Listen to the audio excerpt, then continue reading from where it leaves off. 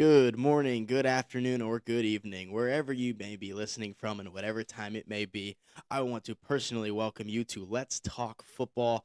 I am your host, Ryan Dooley, and no matter what has been going on throughout your day or what you have coming up, I want to take 30 minutes to an hour to just talk about college football and the NFL. Today's going to be more of a college based episode. There's a lot going on, the playoff coming up. But I want to start out. I want to jump right into this because this is something I've been thinking about a lot and talking about a lot.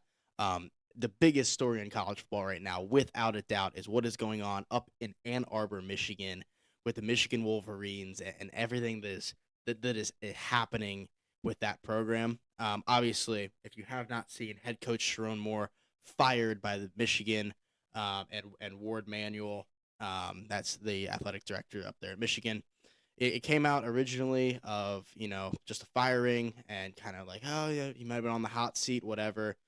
Since then, more and more information has come out about there were many reasons why he was fired, and while all that stuff is important, I want to focus on just the football aspect of it and what it means for the program moving forward. There's so many people that have been affected by all the allegations and stories that have come out of Michigan that I do not want to even dive into that. It is not my business to talk about that. The football side of it, though, I believe is something that I am well versed in and something that I have many opinions on. So as we talk about this a little bit, I want to talk about some of the names that I've heard and seen on online and other places. I there's this is a big job. It's late in the cycle. A lot of teams that were looking, there were some big jobs opening. Lane Kiffin to LSU, the Florida job was open. Penn State got filled with Matt Campbell. Like Ole Miss is already filled with Pete Golding down there at Ole Miss. There's been a lot of big jobs open, and this I believe is probably the second biggest that has opened up this cycle. I believe LSU is the biggest. I would put it up there with the best in the country. Um, you can make an argument for some others, maybe Georgia.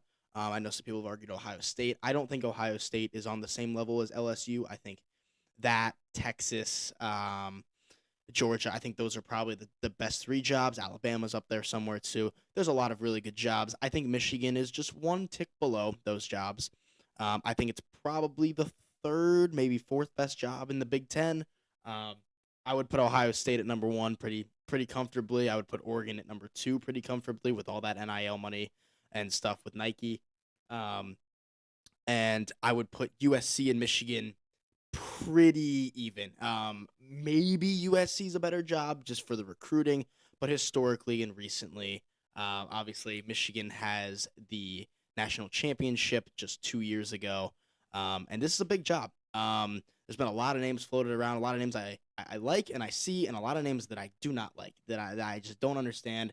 So I'm going to talk about um, if I was Ward Manuel, what would I do? What would be the first call I would make? And I think this is a no brainer. I think the first call you have to make is Marcus Freeman. You have to make him tell you no.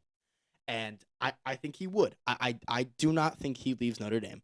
I know Notre Dame being left out of the playoff and everything that's going on with not um, doing a bowl game and everything. And there's been a lot of drama at Notre Dame and not joining a conference and everything, but I don't see him leaving. It has taken a couple years for him to really build that program to where he wants it and get his, you know, guys in there and have his own traditions and his own environment and build his culture the way he wants it. I'm not sure it would be he could just make the move to Michigan and have that same culture and intensity and have his guys, every guy that ever talks about Marcus Freeman that has played down there would run through a wall for him. And I think that's the intrigue there to bring him to a school like Michigan. Not that Notre Dame's a bad job at all. Notre Dame is a great job. I do believe Michigan is better. I don't think that's a crazy thing to say. I believe the Michigan job is better. But I don't think he would say yes. I think he likes what he's got, especially with um, next year and to seem to be moving forward.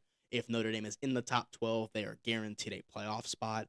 So that would kind of solve the issue that happened this year with them getting left out.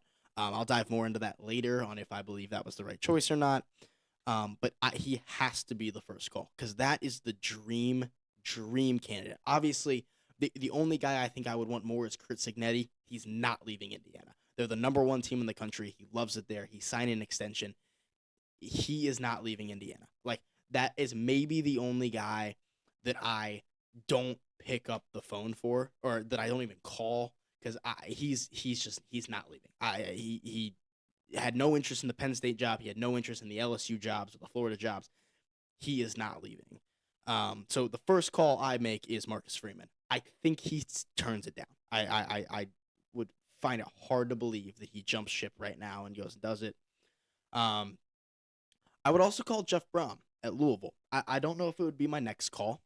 I think my next call would be to Jesse Minter, the current defensive coordinator of the Chargers. Was the defensive coordinator at Michigan when they won the national championship in 2023 under Jim Harbaugh. I think that's a very, very intriguing name. And I think, in my opinion, I think that's where the search stops. I think Jesse Minter takes the job if he is offered it. Now, is he going to be the next call? Is there a guy they've already got lined up? Are they looking to keep it in house? Obviously, he would have to leave his NFL job. That's not, a given. It's everyone's working to get to the NFL. But I know he has deep roots with Michigan, and he talked very highly of it when it left, and he talked a lot about how it was a very tough decision for him to leave, and follow Jim Harbaugh to the NFL. Um, I don't know. I guess the question I would have for Michigan is if he had been offered the job 2 years ago when Sharon Moore took over, when Jim Harbaugh left for the NFL, would he have taken it? And if that answer is yes, I think that answer is still probably yes. Because the hard part with this is, especially kind of back to the Marcus Freeman, is there is a lot of turmoil right now in that program. With the cheating stuff, the sign stealing that happened, and all that kind of went away. But now this, and guys are going to transfer, and there's going to be a lot. It is not going to be a smooth process for whoever takes the job. I'm not sure that I see. That's why I don't see Marcus Freeman. I could see Jesse Minter and some other big names get deterred from that they don't want to go in there and have to be fighting the football battle and the off the field battle. I could totally see that happen. Another guy that I have seen linked to this job that I cannot wrap my head around is Kalen DeBoer, head coach of Alabama. Um, I I am an Alabama fan, so this one is a little more personal to me. I don't understand it at all. The more and more I look into it, and the more I think about it, the less it makes any sense to me. I I just He left Washington 2 years ago to go take over for the greatest college football coach of all time, and I that is not an over exaggeration. Nick Saban is the best college football coach of all time. There's no debate on that. Alabama is never going to be what they were under Nick Saban, and that is okay. There's no there shouldn't be an expectation for them to be Nick Saban's Alabama. The problem is with the fan base, there is. I relate it a lot back to Ryan Day a couple of years ago, even last year. Couldn't beat Michigan, couldn't win the big one, couldn't do anything. Ohio State fans are calling for his job. They want him gone. They want someone else. They want. All of a sudden, he loses to Michigan again as a heavy favorite. He is on the hot seat. Oh, who's going to be the next coach? Ryan Day's got to be done. And he goes and wins a national championship. And all of a sudden, it's, oh, he's a top 5 coach in the sport. Well, he didn't change. The expectations changed. He still needed to beat Michigan, and he did this year, and that was kind of the last thing that he needed to do to cement himself. But Kalen DeBoer at Alabama, he has won everywhere he's been. He took Washington to a national championship against this very Michigan program. And he had Michael Penix playing in the Heisman conversation, and Rome Odunze get drafted so high, and all that talent that he had there, and the great recruiting, and all the guys loved him. He's gone to Alabama and he's won 9 games in year one, which, yes, 9 games at Alabama doesn't mean as much when Nick Saban has been there. But now this year, he's 10-3, went to the SEC championship, and was ranked number one in the conference before losing to Georgia in that championship game. 10 wins already in the playoff, going to Norman this Friday, or excuse me, this upcoming Friday to go play. It's going to be a big game, but it's his problem has not been living up to an Alabama standard with the big games. It's the smaller games. Florida State this year getting blown out on the road week one. Oklahoma last year losing by 21 on the road to an unranked bad Oklahoma team, and the Vanderbilt game last year. Obviously, Vanderbilt ended up looking like they were a lot better than people thought they were, and this year they have continued that on with how well they played all season. But in the moment, you beat Georgia. You can't go to Vanderbilt as a 3-score favorite and lose. It can't happen. So there's been inconsistencies there, but much like I talked about Marcus Freeman building the culture at Notre Dame, Kalen DeBoer is having to completely rebuild a culture at Alabama, and that is because he is not Nick Saban. They have different coaching styles. They knew this. Nick Saban is a very defensive minded, hardcore, old school coach, and it's great. It worked for him, it worked for Alabama. If Kalen DeBoer went into Alabama and tried to coach the way Nick Saban coached, Alabama would not be bowl eligible. It wouldn't work. That's not who he is. He's an offensive minded coach, very relaxed, high energy, he's a very players coach. Not saying that players didn't have a great relationship with Nick Saban. Many players speak very highly of him, but they have different coaching styles. Do you know that Kalen DeBoer in his 2 years at Alabama has not had a quarterback that he has recruited be the starter? Jalen Milroe was recruited at Alabama by Nick Saban, and so was Ty Simpson. So you go into next year, and the two quarterbacks that are going to be there, Ty Simpson could come back. And the more I'm seeing it, the more he could, but this would also be year 2 in the DeBoer system, so he's a little more well versed in it. Alex Mack, who was at Washington, recruited by Kalen DeBoer, and brought with him and Ryan Grubb, the offensive coordinator at Alabama, who was the then offensive coordinator at Washington, was brought to Alabama. So that's a guy that Kalen DeBoer has recruited. Excuse me. And 5-star freshman Keelan Russell, who is waiting, who, as an Alabama fan myself, am very excited for. So I don't understand. He was linked to the Penn State job. He said he had zero interest in it. When he was asked about it, there was never anything really there. It doesn't make sense for Michigan to want to bring in Kalen DeBoer because it's rebuilding another culture and bringing that kind of in, and you don't know if it's going to work, and all turmoil. And for Kalen DeBoer, it doesn't make any sense because you don't take the Alabama job to only be there for 2 years and then take another job. You don't do that. That's not the type of job that you take for that. That's not the type of person it seems like Kalen DeBoer is. And so I don't understand why he has been linked to Michigan so much. I don't think it's happening. I don't think it's gonna come close to happening. I do not see it. Some other names I want to talk about. I mentioned Jeff Brom, Louisville. I think it's a great fit. I think that is one that it might be one of your later calls. Maybe not your first, second, third call, but I think he leaves Louisville. If he is called, one of the guys kind of in this mix that has not signed the big extension. And I think he'd be a great fit at Louisville, or excuse me, at Michigan. He's done a great job at Louisville. They were just a laughing stock, especially towards the end of the Scott Satterfield era at Louisville. And Jeff Brom has come in and he's done nothing but win. And those players love him. You'll never hear a bad thing out of Louisville about him or anything. So I think he would be a great fit at Michigan. Another name I've seen a lot is Kenny Dillingham. And this is one that I love him as a coach. I absolutely think he's great. I think he's great at Arizona State. If I was Michigan, I wouldn't be interested in this. And I'll tell you why. He's very young. I mean, obviously, it's one of the things that is loved about him at Arizona State with all of his players. But this is going to be an off the field issue for them. This is going to be a scandal. There's going to be a trial around this. There's going to be lots of information that comes out about people that knew, people that didn't, what's being hidden, what's being covered up, and being such a young coach and inexperienced in the way that he is. He is not a bad coach by any means. The actual football coach of Kenny Dillingham is great. To me, it's not a good fit though because he will have to be fighting both on the field and off the field stuff. And for a young coach like that who's going to be trying to make his mark at a big school, yes, he's at Arizona State right now, but Michigan is not on the same level as Arizona State.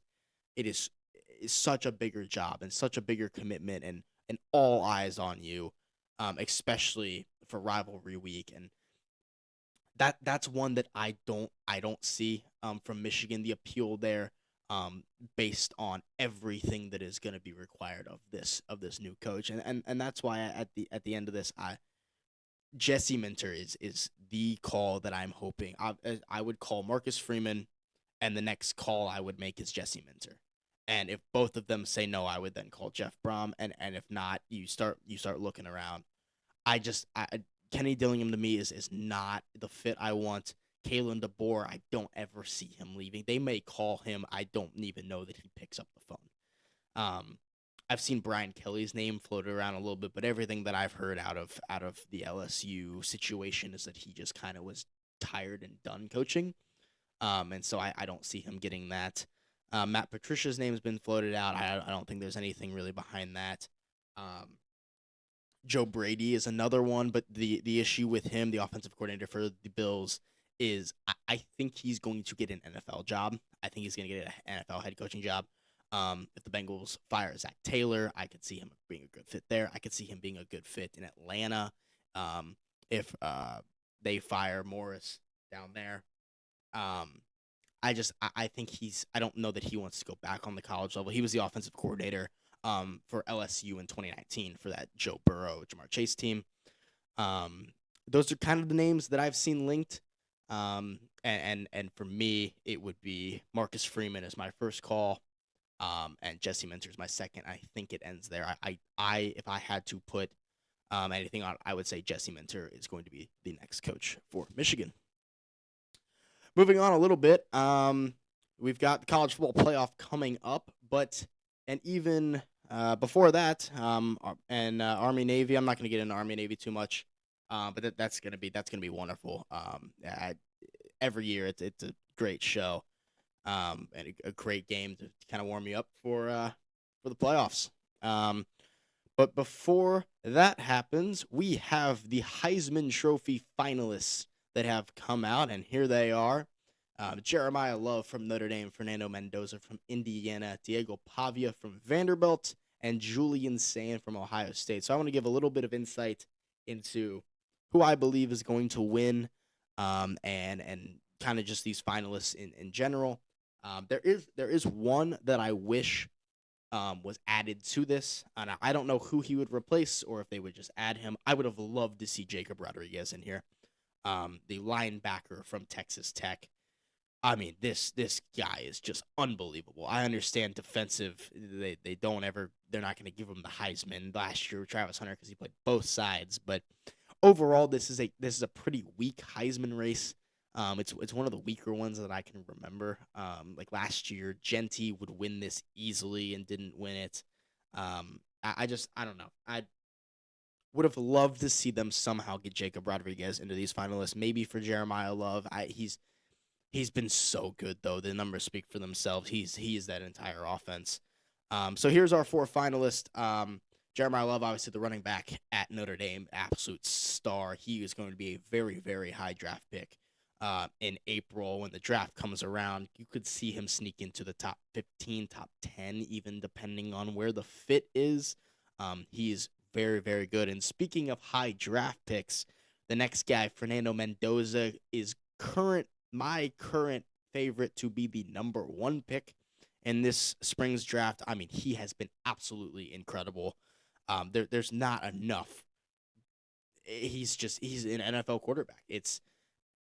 I don't know how well of a prospect he grades out as. He's not going to be a generational scene prospect, but just the RPO style that they run in Indiana with Kurt Signetti, he is a perfect fit there, and I think it'll be a very smooth transition for him to the NFL. I don't know where his ceiling is. I'm not sure that he's ever going to be a top five quarterback in the NFL, but he could be. He can go out there and he's a stereotypical. I don't even like that this is a bad term, but he's a game manager. He takes care of the football, makes the right reads, is very smart, makes the right checks at the line, like knows when to take a shot downfield, knows when to keep it safe. He's a guy that you never have to worry about being the liability or the reason you lose a game, and I think it's very very valuable um, for any football team, and it's why I believe he's going to win the Heisman. I believe he is the favorite to win it. I think his battle with Julian Sayin in the Big Ten championship kind of solidified that. I think it came down. It's going to come down to those two, and I believe with the head-to-head victory over him, he solidified it. Diego Pavia being in here, um, obviously he's had an incredible last year and a half, 2 years at Vanderbilt. This year was really special. The statement win over Tennessee, going into Neyland Stadium, and just taking. I mean, just oh my God, that second half was impressive from him. He is about the exact opposite of Fernando Mendoza. He will completely take a game over. Very, very Johnny Manziel esque of just he could be the reason you win and he could be the reason you lose. He turns the ball over a little bit, makes some decisions that are very questionable. But man, dude's a competitor, a great athlete, and is a big reason why Vanderbilt is highly ranked as they are, despite missing the playoff. And Julian saying, um, I find it weird to say. I really still don't know how great he is. He's been very very good this year. But how many guys are going to be that great when you're throwing to two guys who are going to be drafted in the top 10 of the draft, with Jeremiah Smith maybe being the highest receiver I've seen drafted in a while, not this year but next year, and Carnell Tate, who I think is right on the edge of going in the top 10 of the draft in the spring. Obviously, he does everything he needs. He's very Mendoza like, of very safe with the football. Obviously, early on, first starts, looked a little shaky and has gotten way better as of late, and he's playing some of his best football right now. I believe he finishes second. I think it's Mendoza wins it. Julian Sayin finishes second, and I'll take Pavia to finish third, and then Love to finish fourth. I think Rodriguez probably finishes fifth. I think he's probably the fifth guy off this. Um, like I said, kind of a weak Heisman class this year. There was no guy throughout the year that's just like, oh my God, this has to be the Heisman. It's been a tight race, but I think Mendoza does end up taking it in the end. Um, as you can see the stats that were there, under 3,000 passing yards for a Heisman. That's not something I've seen in a while. But yeah, it'll be. Um, I think it's well deserved, regardless of if it's one of the more historic Heisman seasons. I do believe it is well deserved. I think he will win it. Yeah, so that's my thoughts on the Heisman. Um, we will come back to college football and kind of the bracket, but as I um want to kind of flip it a little bit from college football, I do want to talk about the NFL a little bit and the upcoming slate. Week 15 games, so I have made a pick for every game, including the Thursday night game that already happened. So as you will be able to see here, I have started out 0 for 1. The Falcons go into Tampa Bay on Thursday Night Football and win that game. Yeah, and I was not expecting that. Figured Tampa would, still in that battle for the NFC South down there, kind of trying to lock up that division, and all they've seemed to do is fumble it away. So that game I'm 0 for 1 in. I will move down the list and kind of talk about each game a little bit. Some of the big games I'll give a little more insight from. I am a Cincinnati Bengals fan, so I have picked the Bengals in this game. Although this is a game I am not too sure on. I just watched Joe Burrow go into Baltimore on Thanksgiving, and just seemed like he had them figured out. He's always played well against them, and that Ravens team just looks a little lost right now. And it is going to be in Cincinnati, and it's going to be so cold and so sloppy, and I like having more of the game manager, high IQ, smart quarter, quarterback in Joe Burrow. Not that Lamar Jackson's not a great quarterback. He's just not playing his best football right now. And he thrives a little more when he can, a little warmer out, can be more athletic, use his legs, be dynamic. In a cold game like this, it is going to be so it feels more like a Joe Burrow type of game. Now, with the Bengals now seemingly out of the playoff race, could be a little less motivation. So that's a game I'm not really too sure about. I do have the Jags taking down the Jets. The Jags they're in the fight for the AFC South. They're trying to win that division with the Colts. Everything going on with them. It's gonna be probably come down to them and the Texans. So I have the Jags in that one. Bills and Patriots. This is gonna be a great game. I have Buffalo. I think they go into New England. I know New England beat them in Buffalo earlier this year. But I still like Josh Allen, and I like his ability to kind of go and take over a game. And yeah, I like them splitting the overall series. I think they're two very even teams, and I think some of the Patriots have a great record, but I believe that some of their wins this year have come over teams that are not as high of caliber. Obviously, they do have the win over the Bills already, but I like Buffalo here.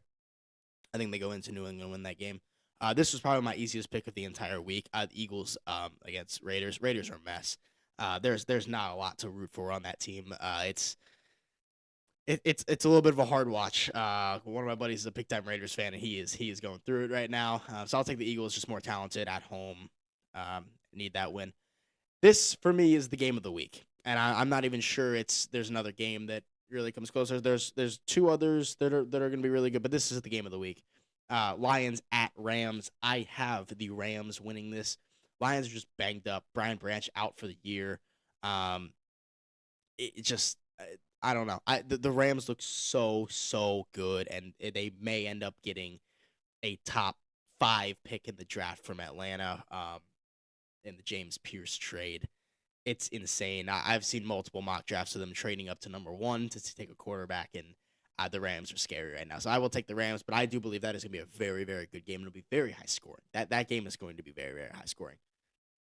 Maybe my actual I said the Raiders Eagles game was the easiest pick of the week. This might actually be the easiest pick of the week. 44 or 46, however old he is. Phillip Rivers is playing in this game. I don't know why. There's no way that Riley Leonard is worse than Phillip Rivers right now. I just think it's insane. I don't understand. They're kind of grasping at anything, but I don't see this. I'll take Seattle pretty handedly in that. I will go up to the top here and then talk about some Sunday and Monday Night Football later. Browns at Bears. I will take the Bears. Bears are red hot, coming off the loss at Green Bay. But they look really good right now. They look legit. I'll take them in that game. Texans defense is so good. They are just going to manhandle the Cardinals, and that will be another win for the Texans, fighting for that AFC South crown. I will take the Chiefs, keeping their playoff hopes alive against the Chargers. This is a big game. Chiefs lose this game, they are done. So they're playing for everything in Arrowhead. Patrick Mahomes, I will take this in this game to keep their season alive. Not saying that they will make the playoffs, but this is a playoff game for them. And Herbert is going to have to go into Arrowhead. That place is going to be rocking. And I will take the Chiefs. This game was a real toss-up for me. Jaden Daniels is out, so for that reason, I will take the Giants. This is not what I'm going to be watching. These are two teams. Giants currently have pick 1. So in the most Giants way possible, they could win out here and finish with pick 10 and not be picking in the top 5. And this is another great game. This is another really, really good one. I'm going to take the Packers. I'm not a big believer in the Broncos right now. They kind of have that Chiefs devil magic that we all talked about last year of they're winning games that they shouldn't be winning. The Giants game, there's been so many times this year where it's like, how are they coming back and winning this game, or how everything is going right for them? I think the Packers are a better team. I don't know if they're playing better. They've looked good against the Bears. They handle them pretty well. I like the Packers going in there and winning that game. Another game that I probably will not watch is the Panthers Saints game. Panthers look pretty good right now. Bryce Young's playing pretty good ball. They are also in that AFC South hunt, which I never thought I was going to say. The NFC South hunt at the beginning of the year. But yeah, they're right in it. They're playing well, and that Tyler Shuck has looked very good for the Saints, actually. Way better than I thought he would, but I will take the Panthers in that. Trying to make that playoff push. Titans at Niners. Niners are the better team. They're playing very well right now. I will take the Niners pretty easily in that. Cam Ward did look very good last week against the Browns in that win, but I'll take the Niners. Yeah, Niners look good right now. That whole NFC West that division is so good. It is unbelievable. Moving to Sunday Night Football, it is J.J. McCarthy and the Vikings at Dak Prescott and the Cowboys. Cowboys looking to try to maybe keep their season alive. It's a long shot for them to make the playoffs. But I like Dak and the Cowboys in this. He's looked very, very good this year. That defense is a question mark, but so is that Vikings offense. You don't know what you're going to get from them. So I'll take Dallas at home in that. And Monday Night Football, Dolphins at Steelers. This is a game that honestly was harder to pick than I thought it would be. And I don't love my pick here. Steelers trying to hold on to the AFC North and win the division. But the Dolphins have looked very, very good recently. They're not fighting for the playoffs or anything, or really have anything to play for. But they winners of 5 straight, I believe. It's 4 or 5 straight. They've looked very, very good. And so for that reason, it was hard for me to pick, but I will take the Steelers. They've got a lot more to play for, and especially if Baltimore loses to Cincinnati or whatever whatever happens in that game to not lose any ground, the Steelers are going to have to win. So I think they do that. So there's my picks for Week 15. Obviously, we already started out 0-1, and as the season continues to go and as the playoffs continue to go, I will keep track of how I have done. But yeah, obviously, kind of got upset on Week 1 or on the first game of Thursday night. Couldn't believe Atlanta. Kyle Pitts, man, I miss the fantasy playoffs. I won it last year, and this year missed the playoffs, and have Kyle Pitts, and he puts up 45 points while I'm not even playing. So 2 leagues. One of them missed the playoffs. One of them I'm the 2 seed, so I have a first-round bye. So Mike Evans doing great didn't help me either, and it's just like, man, I can't catch a break. So that's all I want to talk about with NFL today. But I do want to get back into college football, because college football is the playoffs are happening. They're here. There's a lot of stuff going on. Obviously, all the stuff that happened with Miami and Notre Dame and Alabama and Vanderbilt and Texas of who should have been in, and really the only one that I believe has a rightful gripe with the committee is Notre Dame. That is not to say that I think the committee got it wrong. I think the committee got it right. I think you have to take head-to-head into account. It was too close. The strength of schedule, that everything was way too close to not take head-to-head into account. The game has to matter. I understand it was week 1. It has to matter. So I believe the committee got the bracket right. I don't know about the seeding. I think I would have made Miami the 9 seed and Alabama the 10 seed. I'm an Alabama fan, so I'm going to be biased towards Alabama. And I believe they should be in. I don't think you can punish a team for playing in the conference championship. Alabama was on the flip side of this last year with SMU. SMU goes to the ACC championship and loses to Clemson and doesn't drop out. You can't punish a team, especially for Alabama in the regular season. They were the number 1 seed in the SEC. I understand Georgia's ranked higher, but going into the SEC championship, they were the number 1 seed. You cannot leave out the SEC's number 1 seed and end up and the eventual runner-up in the conference because they played in the conference championship game. If Alabama doesn't play in the conference championship game, no one is sitting here questioning if they should be in or not. Now, I think it sucks. I'm not a huge fan of the group of 5. I believe it should just be the top. I think auto bids should be gone from the Power 4 conferences. I think it should just be the top 11 teams and the best group of 5 team. I think that's how it should be. I think the group of 5 should be represented. I think they should probably just be the 12th seed. It should be the top 11 plus the best group of 5 team, the highest ranked group of 5 team. And I think it's a better way to do it. I like the seeding now is you don't just get a first round bye if you win a conference. I think that was a major flaw last year. But yeah, so I with that kind of being said, I did indeed make a bracket, and here is my predictions for this year's CFP bracket. So there they are. Um, I'll kind of start off at the top and move my way around. So as I said, I am going to be a little biased here, but Alabama goes to Norman, Oklahoma to play the Sooners. This is a Friday night game. It's so hard to beat a team twice in the same season. Alabama just faced this with Georgia. They went into Georgia and beat them. They're playing at a neutral site against Georgia and got the doors blown off of them. I think Alabama goes in with a better game plan. The one worry I may have is the reason the Alabama Georgia SEC championship was as lopsided as it was. Alabama couldn't, the offensive line could not figure out the defense. They were blitzing all the time, and it was a great, great game plan from Georgia. But they just couldn't deal with it, and Oklahoma's defense is so good. I would say better than Georgia's. Georgia's defense is playing unreal right now, but Oklahoma's has played unreal all season. That's a little bit of a worry. This is gonna be a low scoring game. It's gonna be very, very low scoring, but I do like the Crimson Tide to go in there and get the win. Bottom left there, James Madison goes to Eugene to play the Ducks. This game's not close. It might be the biggest blowout on here. The Ducks are so good, and they're being so overlooked because they lost to Indiana. This team is so good, guys. I absolutely love Oregon. I could see Oregon playing in the national championship here. They are that good. Dante Moore is that good. I think he's gonna be the second pick in the draft this spring.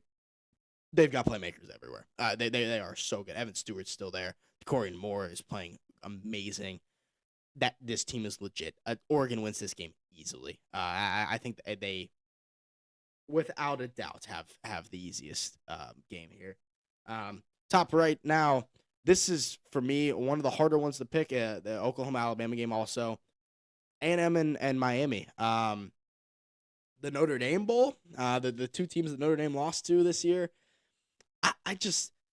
I don't know. A&M has looked so good all year, and then recently the Texas game they looked so bad. I just it made it hard for me to pick this. But I do like the Aggies at home. That 12th man, uh, and Kyle Field, it does make a difference. I had to watch Alabama a couple of years ago go there against an unranked A&M team and couldn't handle it and lost.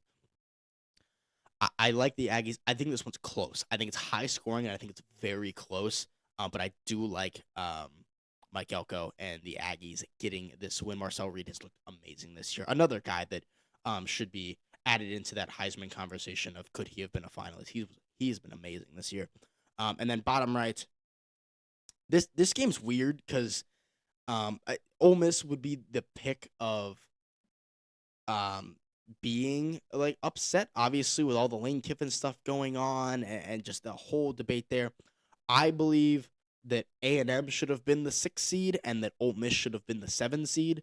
I think they got very lucky staying where they were with Lane Kiffin not being there. I think they should be hosting Miami, and I would have taken Miami in that game. But they get luck of the draw here. They stay as the 6th seed, and they get Tulane, who they already beat by 5 touchdowns earlier in the season. And for that reason, I'm taking Ole Miss again. They're not 5 touchdowns worse without Lane Kiffin. They're just not. Trinidad Chambliss, he's great. He's a great quarterback. He's played great all year.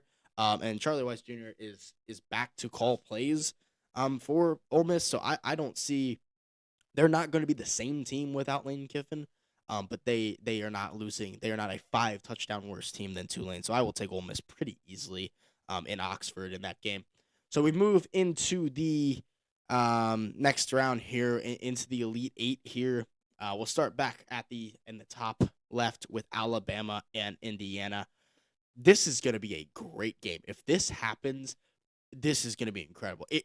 At either of these matchups, if Oklahoma plays Indiana with that defense and Indiana's defense and how that will be a great game. That'll be a great test. If Oklahoma is able to beat Alabama, it will be great tape for NFL teams to watch on Fernando Mendoza because that is an NFL defense. That Oklahoma defense is so good that it'll be great to watch, much like the tape against Ohio State. That's Matt Patricia coach defense. They've got playmakers everywhere. The tape looked very good from Mendoza. Same, he had the interception, but like it was not his fault at all. Threw it off of off of his receiver's back and then got intercepted. But anyway, this game between Alabama and Indiana, this will be also be a great game. But Alabama is just too inconsistent, and Indiana is so well coached. Kurt Signetti is, in my opinion, the first or second best coach in football right now. Him and Kirby Smart. And so I will take Indiana in this game. I think they just do enough. They're smart enough with the football. They make the right plays at the right time. So I'll take Indiana in this one. Down to the bottom left there, Texas Tech and Oregon. This is such a bad matchup for Texas Tech, in my opinion. I think I would almost have them in any of these other games if they were the 2 or 3 seed. I would have them over Ole Miss, and I would have them over A&M. I think I'd have them over Alabama as well.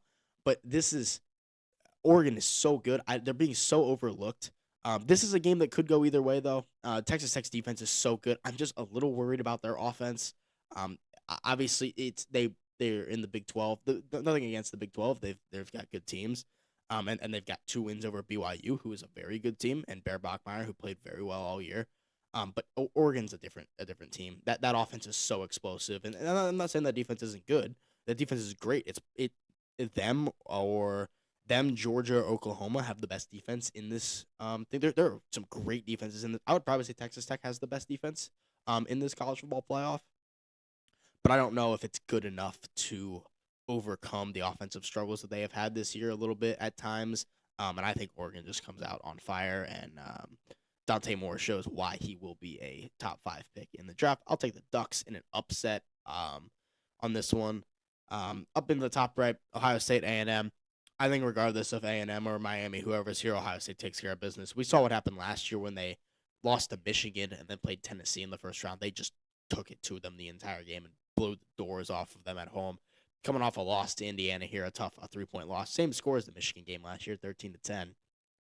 I think this is a blowout. I think Ohio State wins this by multiple scores. I think it's a pissed off Ohio State team, much like they were last year. And in the bottom right here, Georgia Ole Miss.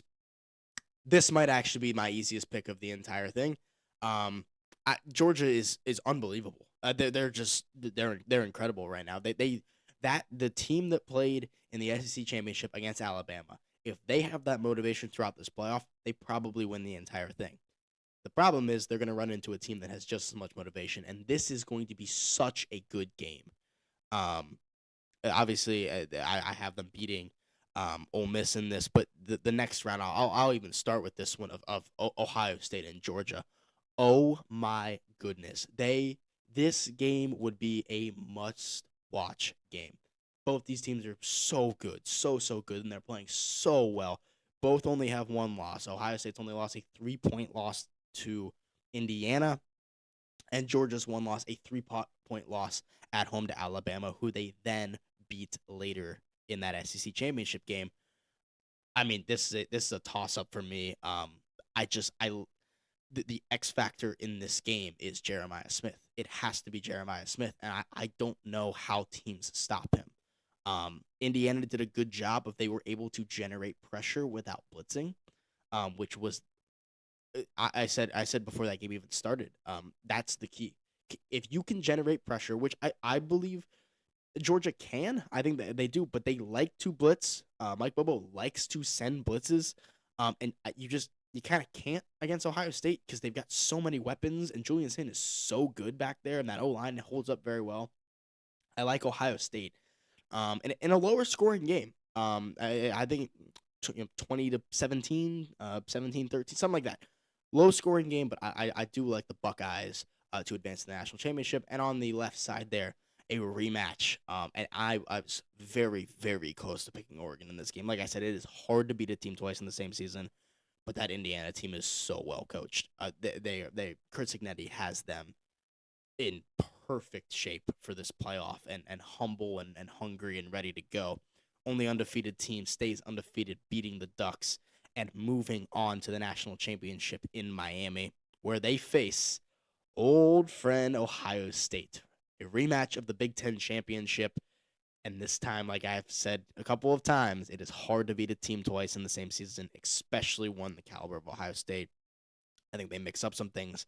I think they get Jeremiah Smith more involved. I think they make the right plays at the right times. I think that the pissed off energy that they had last year when they played Tennessee, I think it comes back in this game. They get a shot. We all remember last year when they lost to Oregon in the regular season. They go to the Rose Bowl and just absolutely killed them in the Rose Bowl. I mean, just the game was never close. And Oregon was the number one team in the country and undefeated. And it's a lot of similarities to this game that would happen here. And I take Ohio State. 27-21 is the score I put on that final game. I believe they're the best team in college football. I think they've been all year long. I know they're ranked number 2, but a 3-point loss to Indiana, who also has looked like the best team and the best or second best team all year long. So there is my college football playoff bracket with all the scores and stuff. I would love to hear insight to who you have winning and what you believe will be the best game or the games you don't really care for. Or, should someone have been in over Miami? Should Notre Dame have made it? Should Texas have made it? Vanderbilt. I would love to hear thoughts. But for right now, that is all I have. So I hope you enjoyed this first episode here of Let's Talk Football. There will be more along the way. And from wherever you may be listening or however you are listening, I thank you for tuning in. Make sure to like and subscribe, leave a comment if you liked it, and I will see you next time.